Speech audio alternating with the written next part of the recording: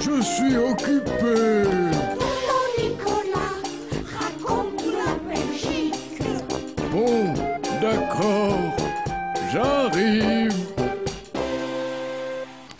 Aujourd'hui, je vais vous raconter la poste belge.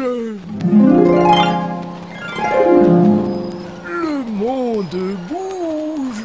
Il va de plus en plus vite. Souvenez-vous, on avait 9 provinces, une reine espagnole. On mangeait des Raiders et des chips Smith pas encore rayés. Les disques étaient noirs.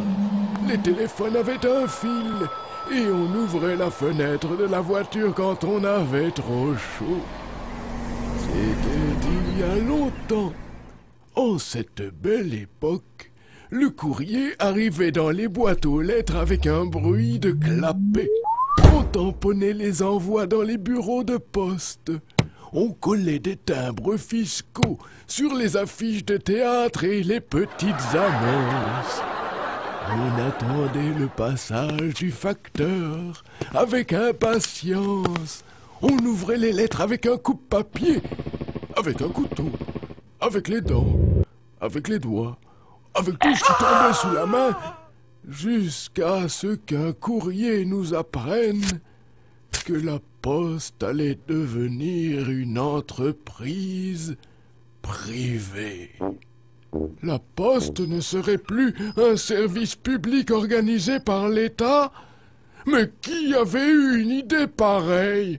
Pourquoi pas les téléphones, les trains, le ramassage des ordures, les contraventions sur les pare-brises ou la fourniture d'électricité?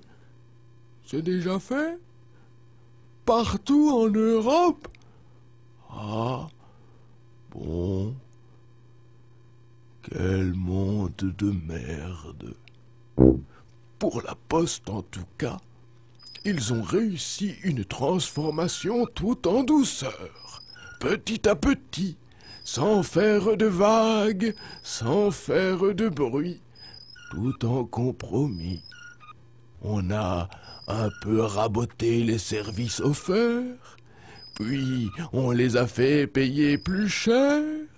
On a ajouté des produits bancaires, de la papeterie, des cartes postales à ne plus savoir qu'en faire, des places de concert.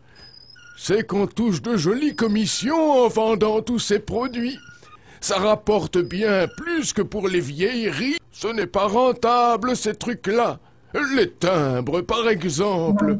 Ça ne rapporte rien, ça, un timbre. Par rapport à une assurance vie? Ne parlons pas d'un mandat postal. Vous savez combien de temps il faut pour remplir ça au guichet?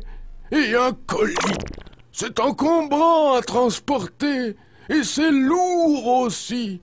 À l'heure du courrier électronique, c'est d'un ringard, pas très branché.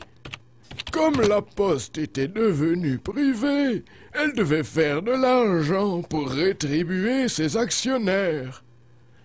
Elle a engagé de vrais experts avec de l'expérience dedans qui ont identifié 3 postes qui pesaient trop lourd dans le budget. Le personnel, les locaux, le transport.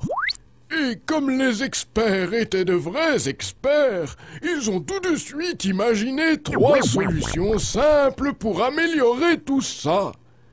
Virer le personnel, fermer les bureaux, livrer le courrier n'importe où pour que les gens le distribuent eux-mêmes dans leur quartier. Ce dernier point prend appui sur un logiciel P2P, comprenez porte à porte, appelé Géoroute, si performant qu'il en est déjà à sa 3e version et a coûté à lui seul presque autant que le salaire de tout le personnel licencié depuis sa mise en place.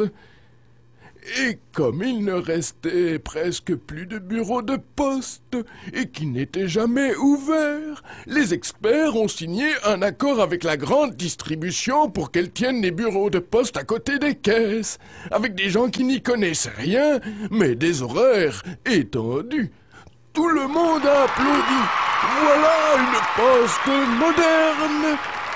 Mais quand la chaîne de distribution a fermé les magasins l'un après l'autre, avec les points de poste qui étaient dedans, les gens n'ont plus applaudi. Il était bien trop tard. Les experts étaient déjà en vacances ou mutés dans un nouveau secteur à restructurer. L'acier ou les hôpitaux, allez savoir.